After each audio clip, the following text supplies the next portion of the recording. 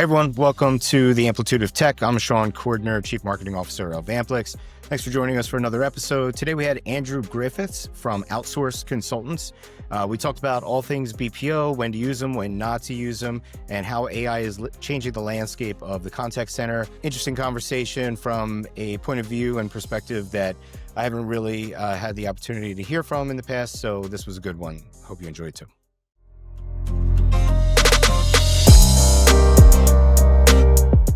So you and I met because we had a conversation, I guess maybe 6-7 months ago. Our company started working together and we had a great conversation. So I thought maybe we'd hit it off on a podcast as well.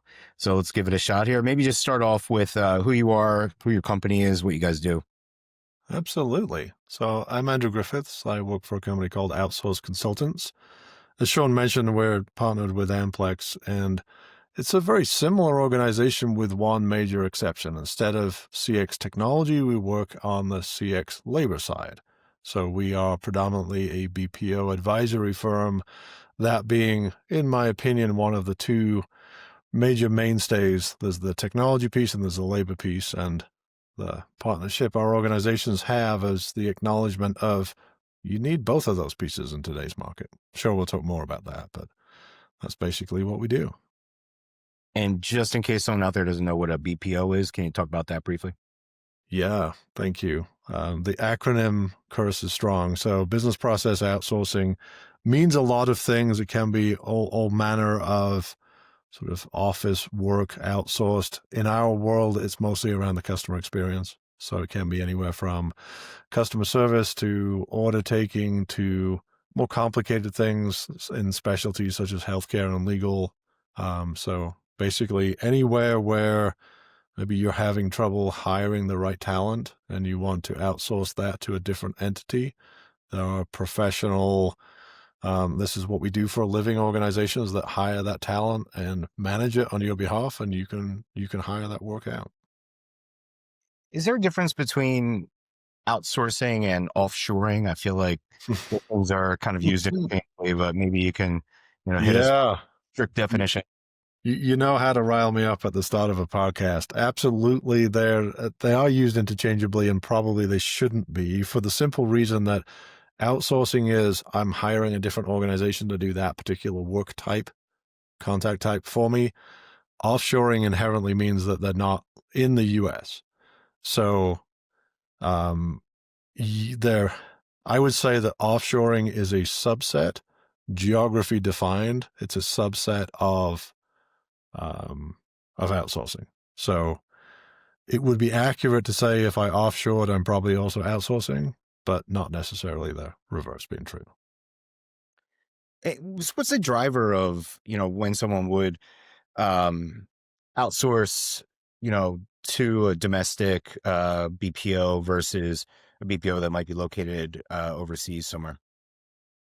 Yeah, there's a bunch of different drivers of how you get to the right solution. It's the same as it is with any problem, right? The classic way of let's define why we have an issue, what the causal factor is, and then we start to solution. So if the issue you have is I can't find people in the US to do this type of work and be consistent and provide a great service, that might be because that type of work isn't liked by US employees, or it might just be that you happen to be in a very high priced market and somewhere else in the US, it makes perfect sense, right? The US is not one contiguous whole in terms of the labor side of things. You may decide that the US is a great place to keep the business because you need to. There's some sort of compliance reason. You do government work. It needs to be onshore US, but doesn't necessarily have to be in-house. So then you would outsource within the US. The big driver of going nearshore or offshore is the two sort of major markets we look at is price point. More cost effective, but also if you look at those regions, contact center work is viewed quite differently to how it is in the US. I think we'll loop back to this when we start talking more about how things shift over time and some hypotheses around maybe what it can become in the future. But right now, today, the typical or stereotypical at least, contact center work isn't something that people aspire to do long term. It's usually a gap fill, or this fits for other reasons. It's not considered a career. It's not highly sought after like some other professions in the US. It is in other countries. It supports families. It's considered a career path. That often is missed.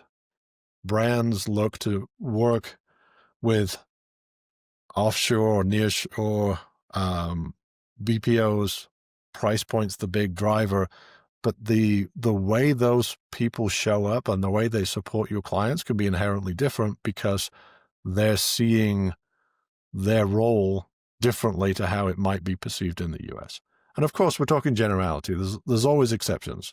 There's some fantastic US employees that are really excited about doing contact center work, but on the whole, as a nation, there's a difference there, which shows up meaningfully in how customers are supported.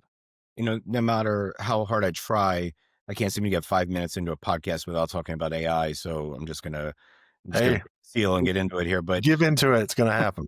I one of the benefits of having AI in the contact center that we talk about a lot is the ability to deflect these kind of transactional calls or calls that are repetitive.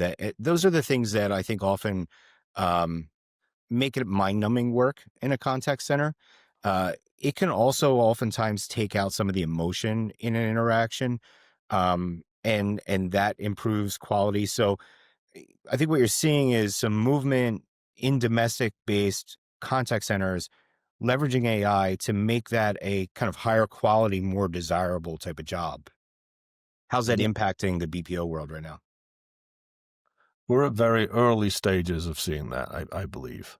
The ideal future state scenario is humans doing meaningful work that help other humans and the machines taking care of the mind-numbing stuff. That would be the perfect ideal, and we're absolutely working toward that.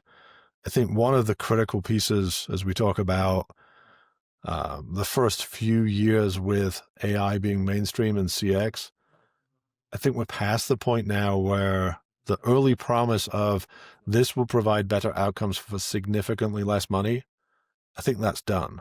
Like even industry titans who produce this software are saying this is not a cost-saving exercise. Right. This is an outcome-improving exercise. And I think we're starting to see the lives of contact center agents are going to change for the better, but only if, and I'm going to sound mildly callous here, but only if the business objectives are solved in a way that supports them. So we have this opportunity now to say, maybe it's not about cost savings, maybe it's about business growth. And if we start to change what our worlds, Amplix on the technology side, Outsource Consultants on the labor side can bring together from a solution set, we can absolutely be the growth engine of the company. When we start to shift from the traditional model, and I've spent a significant amount of my career selling technologies, and the value prop was, hey, we can get you to the same spot for less. Hey, here's your ROI model. Here's your savings. And we were super happy, patting ourselves on the back, getting all excited about a 20% savings in costs. I feel like those days, thankfully, are coming to an end. And it's not about how cheaply can you get it done. It's about how can I do it in a way that's differentiated from the other people that I compete with, and therefore gain more market share, therefore grow my business. The theory of why this is coming to fruition now is, with a lot of the other advances in the world, the ability to offer a truly differentiated service or product becomes less and less. So there's more opportunity for the experience that surrounds that product or service to be differentiated than there ever was before. Plus now we've got AI as a driver of opportunity if we run this correctly. So the theory is, use these two tool sets intelligently together, cooperatively, to drive a lower cost, but then reinvest that cost in a better experience and use that to drive the business. I haven't met a company growing at a high clip that says I have a decreasing dollar figure budget. It's the ones that are flat or decreasing that have a lower dollar figure budget that ask for savings on solutions. So it's a question of which side of that growth trajectory you want to be on. Yeah, leveraging these tools can allow growth and scale to happen maybe at an increased clip, but Yep. without the linear increase in costs as well, right? So it might not, there could be some cost savings in the beginning here as a byproduct of it, right? But over time, the gap, the margin is going to start to increase. Yeah, I don't mean to come off that I'm opposed to doing things more effectively and more efficiently at a lower cost. You're right. This is how a lot of it starts. The budget creation model that our organizations work with in its most simple form, and most people have their own version of this, but the most simple form is we'll come in, we'll do a labor optimization that unlocks a budget. They can then take that budget and say, I want to make strategic AI investments in my CX, and I've already got the money to do it.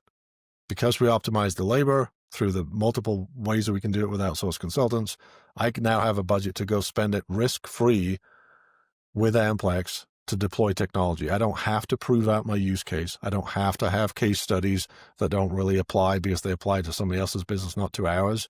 I can do it risk-free because instead of spending $5 million over here, I took it down to $4 million. I've got $1 million of created budget to go invest in technology. And we know, right, there's not a guarantee that things will work the same for you as they did with somebody else from an AI perspective, but there is a certainty that if you pursue it, you will find even greater savings. That $1 million becomes $2 or $3 million in savings.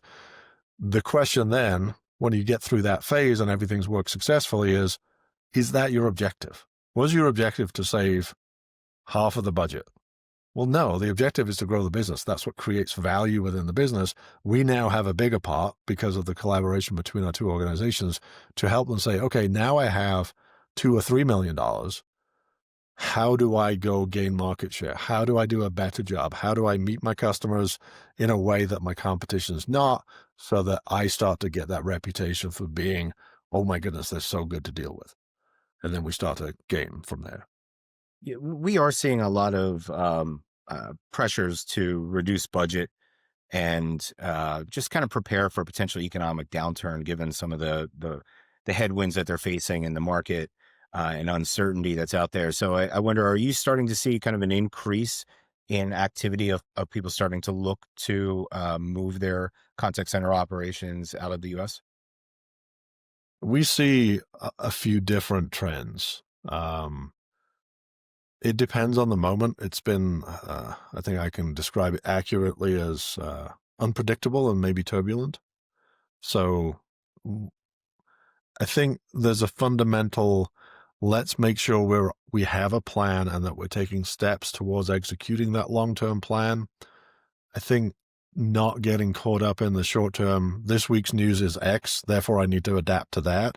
And you can't, because by the time that news is hit, there's already the next news thing coming out which contradicts the first one. So chasing that seems risky, but looking at how do I consider two things: one, cost control, and two, leveraging CX as a business growth tool. If you're taking steps in the right direction in both of those, I would say regardless of what the markets are doing and regardless of whether we're in an upswing or a downturn, you're still on the right track. So yeah, the big deal is don't search out maximum savings and reinvest none of it. I would think part of it too, though, is where are you making your investments, or are you comfortable making investments, right? Building a contact center in the US today, you know, it's risky, right? You don't know if it's a good time to make a long-term bet, or where you should make your long-term bets, right? So maybe you just don't make that bet. Maybe you're temporarily going to outsource, whether it's domestic or offshore or nearshore. But the whole point is, I'm not building this contact center, owning this contact center, managing these operations. I'm going to give this to someone else and just kind of wait this out. And if you're in one of those circumstances where it's unclear what the right geography is, because you're concerned that something may occur, maybe you're about to win a large contract that requires you to have those people in the U.S. We have plenty of partners. We have a portfolio of 300 plus partners, and we can find one that you can invest in the partnership. Maybe a nearshore is the right fit because you have Spanish and English language requirements and price point considerations, but they have a U.S. location. They have U.S. resources. And if you needed to pivot some or all of that business at some point in the future, it's not a throw out the relationship and start a new one. We can look at what do you need today? And this is one of the trends that we're seeing. You guys probably are too. People's decision making is less about what do I need today, and it's more about how do I serve today's needs and also leave myself with a maximum flexibility going forward. So we can engineer in, you can come and say, I think a year from now and 3 years from now will look like this, but it could also look like this. Bring us 6 scenarios and we can design a solution between the two organizations that gives you the flexibility to be okay in any of those scenarios. It actually makes the process way more fun than, hey, can you solve this problem? Because, you and I have been doing this long enough. The answer is yes. It's like, that's relatively easy. But when it's, and then isolate me and insulate me from these potential risks going forward, that's a much more fun engagement. What would you say are some of the key decision factors that someone should take into consideration about whether they, start to think about moving their contact center operations to a BPO or using that BPO to kind of manage the growth and the scale that they would need to keep up with demand, or starting fresh and you're, you need to build a contact center for the first time. Do you keep it in-house or do you go outside? Yeah, I think one of the key things, and it's to most people listening to this, they'll probably be like, well, that's an obvious point. But I will state it anyway, just for the 1 in 100 that this might save them a bunch of heartache. Don't think that a broken process internally outsourced automatically fixes itself. Yes. So if things are not right and it's not a technology issue and it's not a people issue, it's a process issue, that has to be worked through. Now, if you think about it, I always like to think of a BPO as this is what they do. This is all they do. They're really good at it. And the right fit BPO can help with a lot of those process issues, training issues, help you work through it. But there may be a point in time where it's broken enough that even that isn't sufficient and some external recalibration, help, consulting is needed. I think making sure that that's taken care of is an important part. So that goes back to your question of, hey, if I'm in a newer organization just ramping up, we often see it with startup organizations. They don't really yet know the questions their clients are going to ask and what their corporate response will be to that. And there's been a few conversations we've had, which you've just got to take the calls yourself to start with. If you're super new and super small, developing how you want your clients treated is a back and forth iterative process that's going to be really slow if you're not doing it yourself. So that there are times where outsourcing is not the answer. There are few and far between, but sometimes there's a life cycle of, okay, 6 months of you doing this, by that point you're going to know, and then that would be the right time. How do you know if the problem is a broken process, and why is the answer AI? Well, why don't you answer that one since you already know the answer to it? Well, my guess is there's a lot of tools, obviously, that allow you to kind of mine your interactions and give you insights into how those interactions are going. That can be aligned with outcomes, right? So AI can then tell you where it's broken and where there's opportunities for improvements. But someone's got to be kind of driving that AI bus, right? And someone's got to kind of understand the bigger picture to use AI as a tool, not necessarily as a solution. I think you're right. I think various forms of analytics are super helpful combined with the experience. So in our organization, we have a team of folks that have been in these seats of working with BPOs, outsourcing business, and working at the brand. And they've been there, done that, and they've learned the things that are necessary for successful outcomes. And sometimes they're super subtle, sometimes they're really obvious, but knowing those, knowing what to watch for, knowing what the data is telling you, because we don't lack for data in today's world. And we're starting not to lack interpretation of data, but sometimes context is still hard because one person's good is not the same as the next organization's good. Like average handle time. Some companies, that's the critical metric, and other ones, like, I don't care. I don't care how long it takes. I just need it to get to this outcome because the cost of the call is irrelevant compared to the value of the outcome being what I need it to be. So I think you're right. I think it's a combination of various forms of data collection and data analysis, with AI probably being a part of that these days, and experience and human interaction. I mean, that's the human side is going to feature through all of this, right? It's the combination of the two is where the magic happens. Figuring out how to solve your problem or running a successful operation, it applies equally in both cases. Yeah, there's an art and a science to everything, I Sure. believe.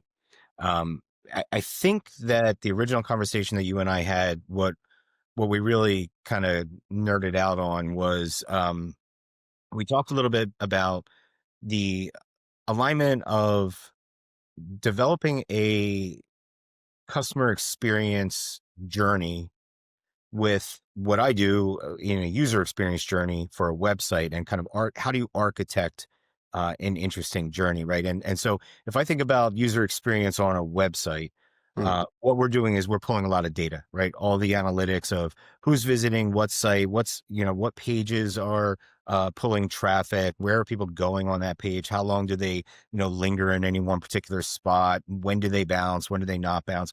We take all this data and that starts to paint a picture, but you really need the artist to then tell you how to transfer that into a better journey for the user so that they can get from point A to point B, and also to make sure that you can get them where you want them to go. It's not always about just where they're trying to go.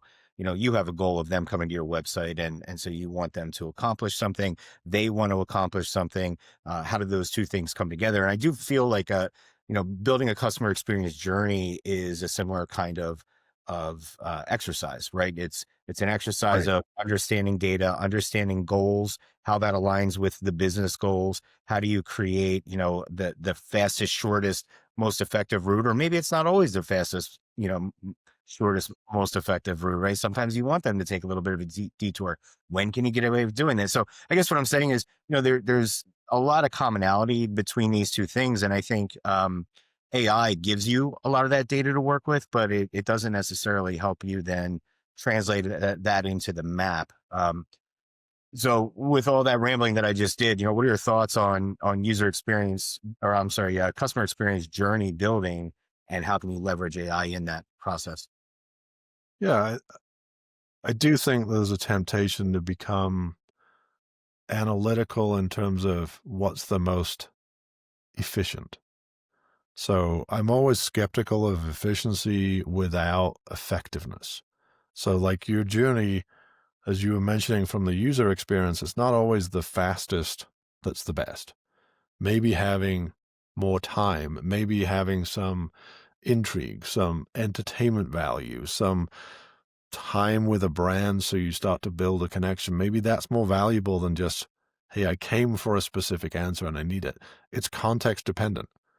If I'm in a medical situation and I need an answer as to whether I need to go to the ER or not, probably taking me on an intrigue journey would not go particularly well. I would not thank you for that. Right. However, if I'm looking to buy a high-end product and it's a long decision-making cycle and I need to feel like this brand aligns with my personal values and that the people that buy this brand are similar to me, there's a longer journey there that's more nuanced.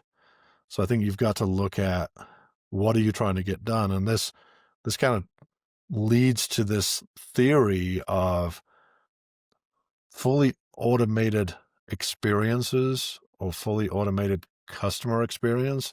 I think has its place. We've had it for a long time. AI gives us some other deeper options. And let's be clear that this has been building of the decades I've been in this industry. Automation has always been a thing. It's just getting more sophisticated, so more of that bottom level of interaction can be automated. But there's a time where I need an interaction that's with another human, and there's value to that. It's interesting. I'm not a fan of demographic-based stereotypes. They tend to bother me.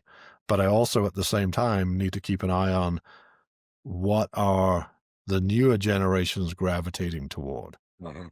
Because it does shift and alter things, and there is a sort of crowd level mind swing that could potentially affect the industry. My teenage kids are, well, if that happens, I just need to talk to somebody. It's like, well, that's super interesting, considering that you're plugged into 3 different screens at any one time. That's your go-to. So I'm absolutely convinced that the future of a person talking to a person is going to be stronger than it is now, because there's value associated with that, and that's still considered the premium way of solving complicated, emotionally driven decisions. If I need to know where my package is, no, I don't need to speak to somebody. I just need to know where my package is because I kind of need it. But understanding by further automation, I free up the resources to do a better job of those other interactions. I think that's where the growth's going to come. The the ideal scenario is we solve the U.S. labor problem because these jobs become interesting. They become people helping people have a better day, get what they need, and feel supported. If that's the agent's role, it's better for the agents. It's better for our difficulty in filling these roles within the U.S. market. But also it means that the experience provided to the client is we're putting the effort and the resources where it's necessary, rather than trying to fit one solution into solving everything and using the same human-led, tech-supported, which is what we've had in the past, solution for everything from the most basic to the most complicated. We can do much better with this bifurcation model. That is what we see coming. There's going to probably be a time where it becomes a differentiator that you're going to talk to a real human being when you contact customer support, right? Yeah, absolutely. It's like the premium service. So you say that, and I completely agree, but look at airlines. So when the flight's delayed, if you infrequently fly that airline, good luck. Look on the website and we'll update you. If you're a 1K frequent flyer, you can call and they'll help you, or you can go in the lounge and talk to somebody, right? The level of support based on how valuable you are to that brand exists today. I think that's going to start to proliferate through, and it's almost like the magic differentiation is don't force people to spend a ton of money with you to provide that better service. If you start to provide that without all of those conditions, then that's how you grow market share. So yeah, I do think it's a competitive differentiator now, and I think it will become more of one going forward. It's funny that you use that as an example, because for me, that's a situation where I need a person. I don't want to deal with AI in that kind of situation, because to me, there's too much on the line. I've been in situations where I needed to be in a place at a particular time. Yeah. Flight got delayed, flight got canceled. No one knows what's going on. And to be honest, in those situations, I don't even call in. I find a human being in that airport that's wearing that logo on their shirt, and I talk to them human to human, because I can appeal to their humanity. I can appeal to their empathy. And I don't think I can do that. I know I can't do that with AI. I don't think I can do that with a human over the phone, because they're not looking in my eyes and seeing the desperation, right? Or really It's also a lot easier for them to say, sorry, I can't help you, and hang up and move on to the next one. Whereas if you're standing in front of somebody, so maybe that's just a weird little quirk about me, but I think that does speak to what you're talking about is there's just kind of these things that each of us has that innately we feel as though we need that human connection in order to get it fully resolved. And I go back to it's probably not age related. It's probably individual preference related. When I want just a quick answer and I'm happy to text with a bot and the bot tell me and I'm good, right? My preferences for when that transitions to I want a human contact is different to the next person's, and that's okay. And we should be designing solutions that allow the end user to make that choice. So while we're on the subject of flights and delays, I was in the line for a flight. This was a few months back, and there was a guy standing next to me who was using a GPT to try and figure out why the flight was delayed. So it was a super interesting experiment because this GPT had access to a ton of information. We were learning things that was to do with the destination airport, not the airport we were in, because the plane was sat there, the pilot was in the plane, the crew was there. Like, why can't we go? It was the other side. So landing in Denver, as it turned out, was the problem. But what happened was the information he was getting was not accurate because he described his situation. He told the GPT that he was frustrated with the delays, and it inherently has this people-pleasing element to it.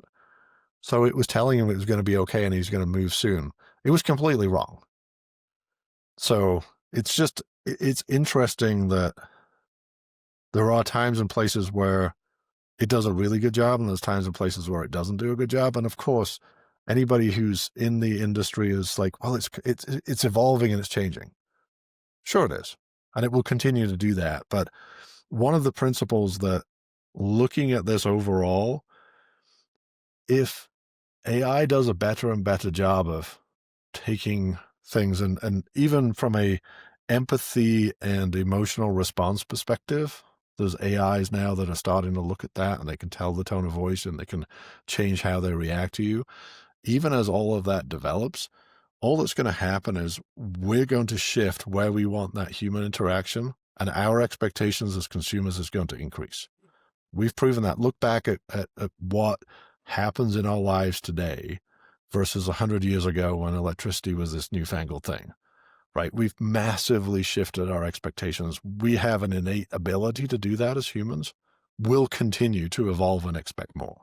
So we'll expect more of the machines, and then we'll expect more of the humans that complement the machines, or vice versa, that work collaboratively together. And there'll always be that need. Just what that need is and how it fits into the overall picture will shift over time. I think that's a big barrier that has to be overcome, is that it does hallucinate. It does make things up. It does people please. It seems like it's built in the mob. Yeah. If you looked at my chat GPT, you would think I'm a perfect human being the way that it talks to me. I'm That's a great question, Shawn. I'm glad you asked. Yes. Right. And I really appreciate all the support and the ego boost that I get from it. But,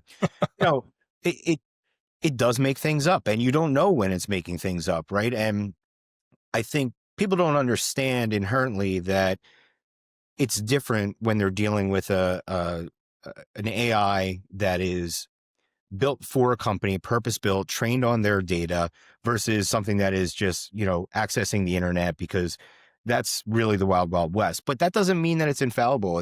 So it's probably better. You could, if that airline would have had their own GPT that you would be able to ask that question to, you probably would get, your odds of getting a correct answer are probably a lot better than asking ChatGPT, right? But it's not 100%.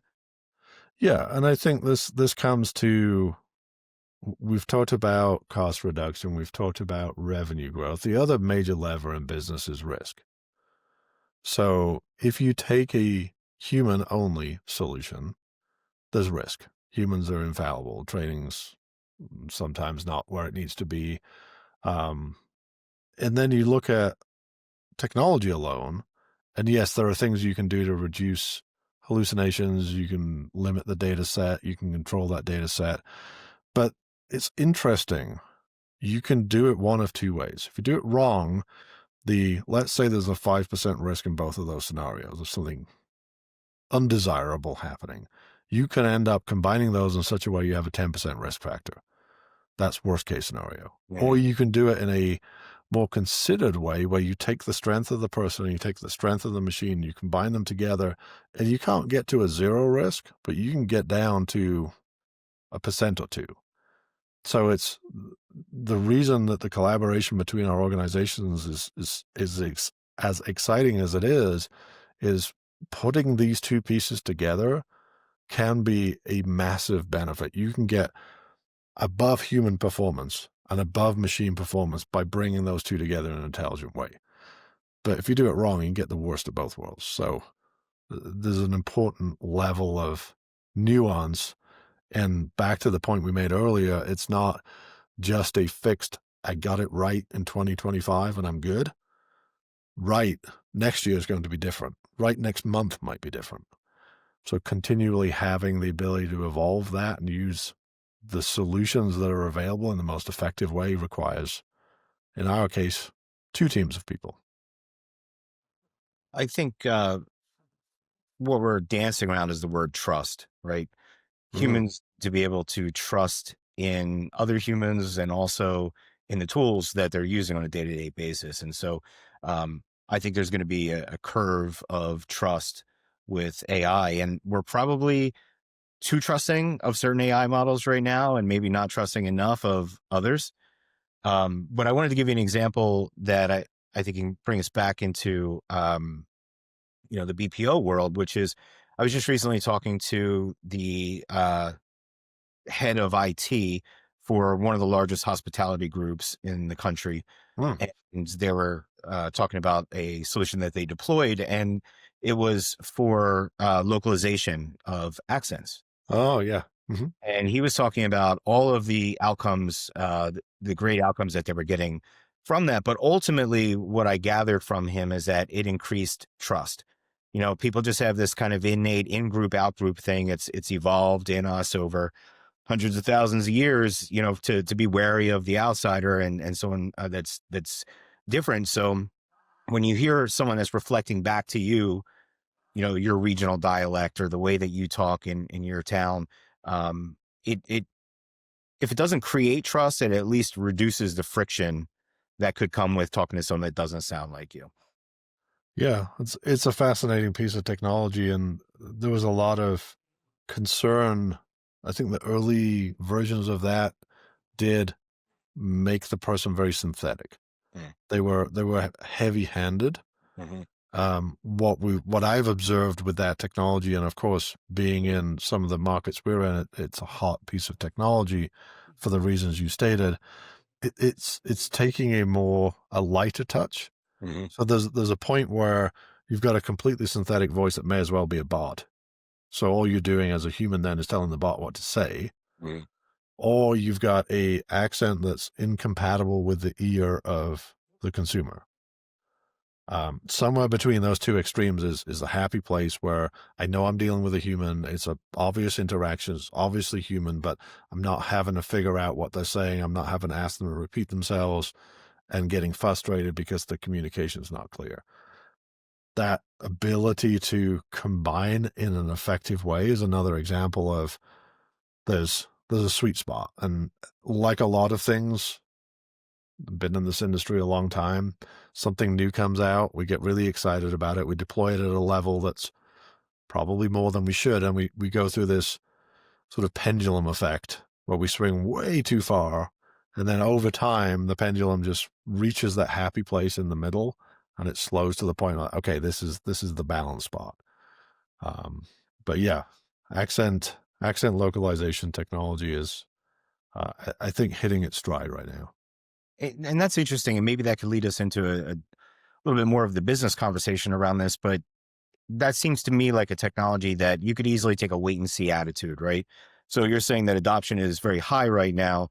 So have we gotten past the wait and see attitude of implementing AI in the contact center, and are people, started to, full throatedly accept that it's time to move into this realm?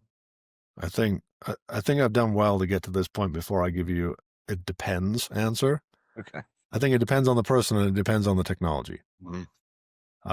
So there are things from our observation, that technology we just talked about, accident localization, 100% QA, certain things are pretty much accepted by the majority. There's always going to be outliers. But you get into some of the sort of heavier automation and the fully agentic, I'm going to do everything and make all the decisions and not have any human interaction. There's not very many circumstances that that's happening. Probably smartly, right? I'm not advocating that it should be, but I think AI is such a broad term. Even AI within CX is applicable across so many things that it's a tough question to answer with a singular yes or no response, because it depends on what am I using the AI to do.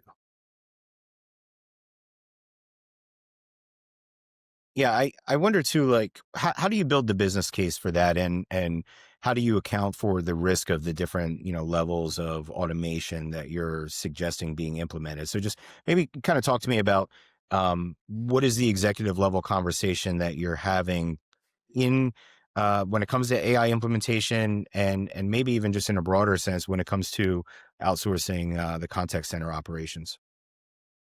I would say that we're still responding to that initial promise that AI, and it's what is it, 2 years or 3? It's been a while, right? Since it hit the mainstream. It came in with, we're going to revolutionize everything and you're going to get consistent, awesome results for far less money, right? That's the check it wrote that it hasn't cashed and probably never will. However, it does lots of great things. So what we're trying to do is say, if the outcome that you're looking for at an executive level is superior CX for less money, then we can get you there today with a combination of AI and labor. And that combination and what's right for you depends on things like your data set, things like the readiness of your clients, things like risk tolerance. So we can tune that balance, and maybe we be slightly conservative. We roll it out. You starting to see positive results, better CX for less. And then over time, how that's balanced can shift. Because if we go back to the model of ultimately the role of our two organizations is to create a budget so that these brands can afford to spend that money to grow their business through CX. That's ultimately where I see our objective, is to create the ability to be better, not to stay at the current level and do it for less. Because let's be honest, if you went and surveyed 100 people and said, who's happy, generally speaking, with bank, insurance company, retailers, whoever you deal with from a customer service perspective, who's happy with the level that you're getting in 2025? I doubt you'll see any hands go up. If you do, it'll be in single digits. So if we've got that massive chasm of difference between what people want and what people are getting, then I see it as the role for us to effectively risk mitigated produce this free budget to go spend on reducing that gap. So I'm going to start off with the blend of labor and tech that allows you to start the journey. And as you get comfortable and as we learn more specific to your organization, that starts to shift and free up more budget to spend on being better and being differentiated and gaining that extra revenue. You said something, the conversation is, do you want to have better CX for less, right? I jotted that down. Is that ever the conversation in the boardroom or, in the C-suite, or is it more, we need to reduce churn or we need to increase ARPU? And I guess what I'm asking is, does a contact center practitioner, someone that's actually managing the customer experience, do they sometimes not speak the language of the board of directors? And does that gap sometimes make it difficult to get the investment? And before you answer, I just want to give you an example. I was just on a Gartner webinar talking about how to get the executive suite to invest more in brand activities. And the first thing that they said is, you need to stop talking like a marketer, right? Mhm. Don't use words like brand awareness, because that to them is kind of this amorphous thing that doesn't have any clear ROI to it, right? Doesn't Yep. sound like it's impacting the bottom line in any particular way, even though I, as a marketer, know that it is, and I know the importance of it. So switch your language to pre-funnel conditioning, right? Which implies this idea that we're starting to build the funnel even before they're in the funnel, and that Yep. will lead to sales and that will lead to revenue, right? So I don't know, is there a mismatch in how practitioners are speaking versus how they should be speaking to the C-suite? It's hard to dictate how people should be speaking, but I do see we see a trend of if you work with somebody who's a CX leader, um, between our two organizations, pretty much any problem you've got, we can help you solve. Where projects don't get executed is they then go to executive leadership team and they talk about all the same things we talked about with them. And you're right. You've got to be mindful of what is that person's role in the company and what are they tasked with doing. Executives are tasked with the same things, not physically the same things, but they have a list of things that they need to deliver within that calendar year. So if I've got by the end of 2025 to deliver these results, that's what you need to translate into their world and talk to them about. Is it revenue growth? Is it risk mitigation? Is it capturing market share? What were your 3 strategic objectives in your role for the year, and how are you doing? And how does this project accelerate delivery of that?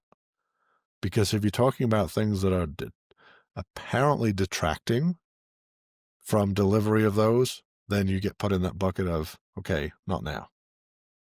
If you can align with those objectives, then you usually will be able to have the conversation. Tell me more.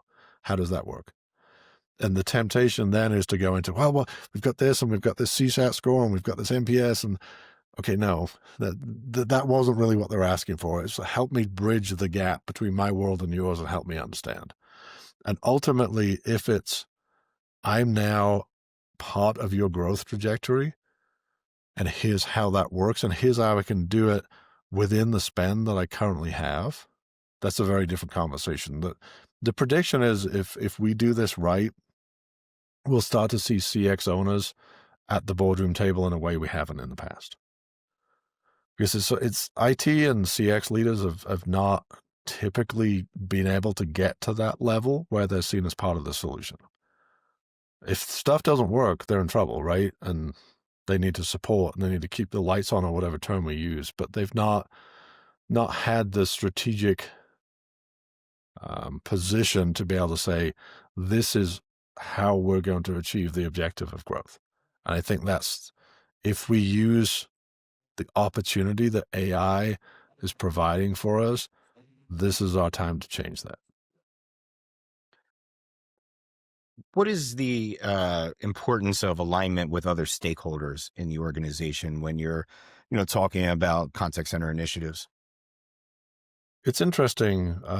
We've had some really good success with coming into organizations through non-typical methods. So we could be sat, the random places we find ourselves with business travel, at a conference, talking to somebody. And I always love to ask the question of, hey, what's going on? What are you stuck on? What are you seeing? And usually it's funny. Usually a lot of what's stuck is not a lack of ideas, not a lack of solutions. It's something, risk or budget is stopping them moving forward with the thing they know they need to do. So we're able to say, if you didn't have that budget constraint, where would you be in a year versus where are you going to be now in your current trajectory? And when they map that out and understand, wait a minute, the CX decision maker might actually be my path to getting what I need done, because that budget creation model isn't exclusively, you don't have to keep that budget within the CX world. It might be something else. It might be marketing, right? Marketing is a growth lever. You know this better than I do. But if the marketing person isn't getting the budget they need because they haven't been able to convince the CFO that that's the right way to do things, maybe the conversation is CX is such a heavy spend on labor. A labor optimization there allows freeing up of budget, which allows at the very least a proof of concept, probably complete funding of that marketing initiative. And then you're able to demonstrate that growth. That's a different conversation to, hey, if you give me this money, I can return this. Well, you haven't proven that you can. I took money that was being spent somewhere else. We optimized that. We used it to prove this concept. It was wildly successful. And now we've got these results to prove it. Different position you're in.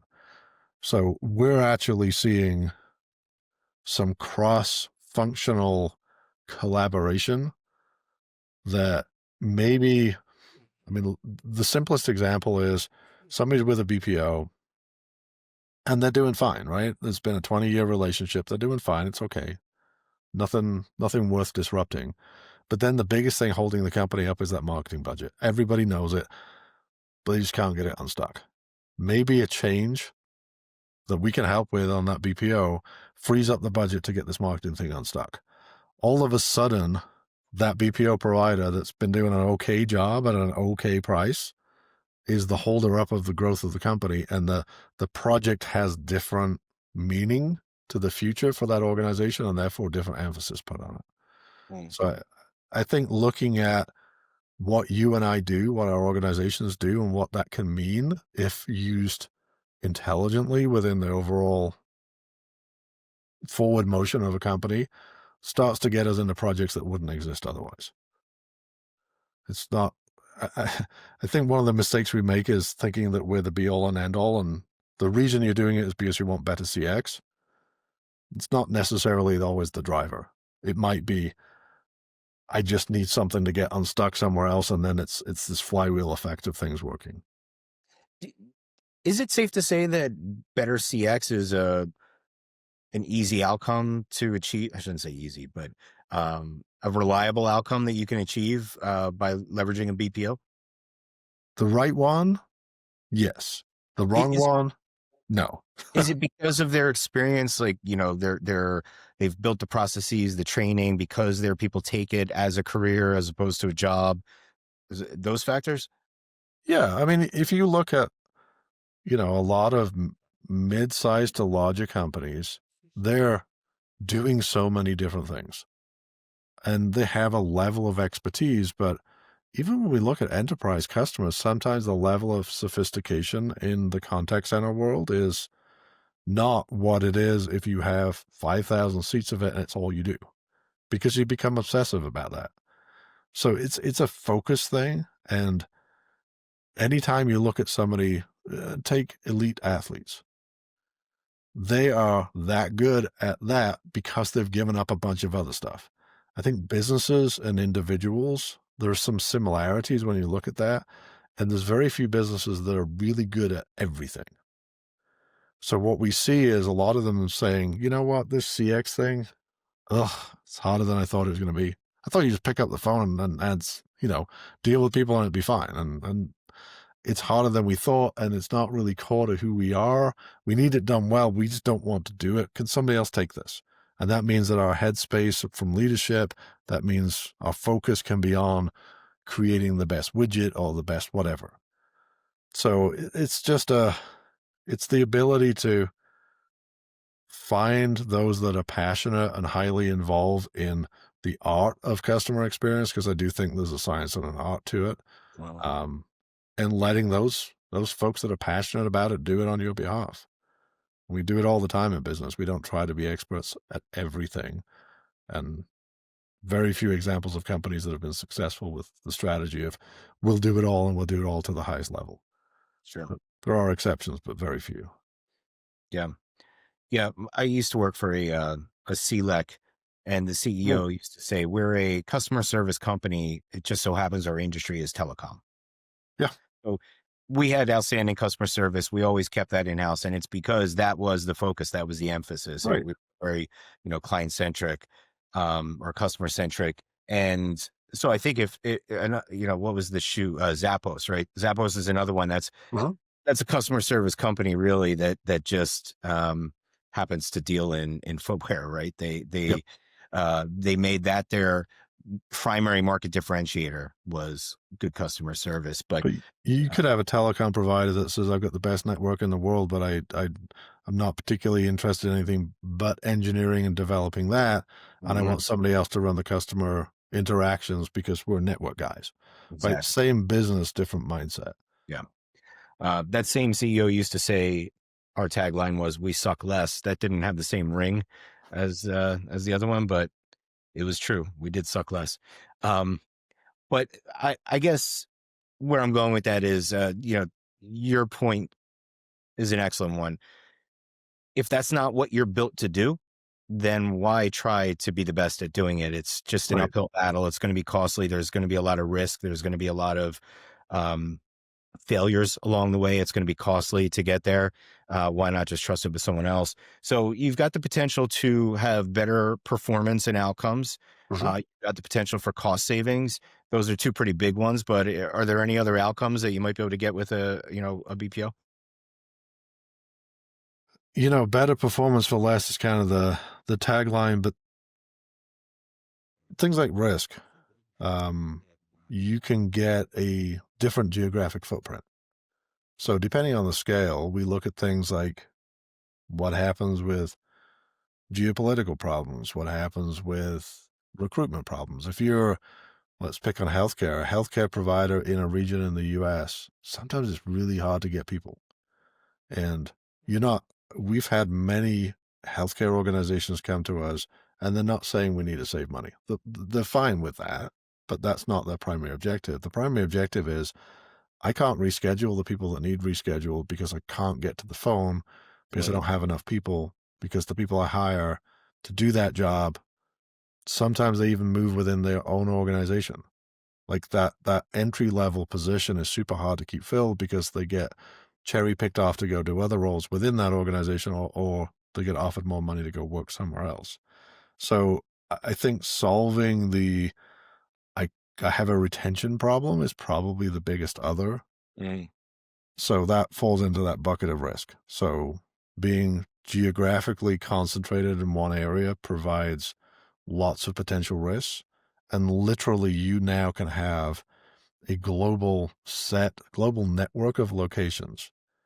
You don't have to go build them, but you have access to resources across the globe that pretty much no matter what happens, you'll have the customer support. Mhm. So mitigating that risk would be the other area. Scalability, I would assume, especially if you're a seasonal business, maybe retail, and you don't have to worry about the ups and downs of scheduling. Yeah. Yeah. There's lots of companies. It's weird, right? If you look at most seasonal peaks, they all seem to be in Q4. Yeah. Healthcare's got open enrollment. Retail has the holiday shopping season. There's a few like pest control that have a wonderful time because their peaks at the opposite Mhm. time. But for the most part, all of the peaks hit the same. So you're competing with lots of other industries for the same labor pool. It becomes difficult. So yeah, scalability, making the scalability somebody else's problem, Mhm. right? The scalability headaches don't magically disappear just because you have a BPO. It's just not something that you have to deal with. You're outsourcing that problem to somebody else who's well versed at doing that. And it's a very good question as you're going through the vetting process of finding a BPO, which is what we spend our lives doing. Hey, how do you scale? What are Mhm. your strategies for this? And a lot of the feedback that's given to brands is how to be able to scale and do it effectively and how to work in partnership. So it doesn't remove the problem, it just removes the problem from being your problem. Right. Um, Last thought I had was, what about training, rolling out a new product, for example? I mean, are they maybe more nimble and able to take something new, a new feature, new product, whatever, and get the team trained up faster than a contact center that you're running yourself potentially? Yeah, this is another example of doing it right is the best combination of the brand and the partner and technology. So there's great tools for training. AI plays a part here. The principle of please don't practice on my customers. AI role plays fantastic for that. So the dream state scenario is that the brand has good quality training content. They share it with the BPO partner. The BPO partner runs through technologies that allow them to rapidly roll it out to the agents and test for proficiency. So when the product rollout hits, they're all ready for whatever comes.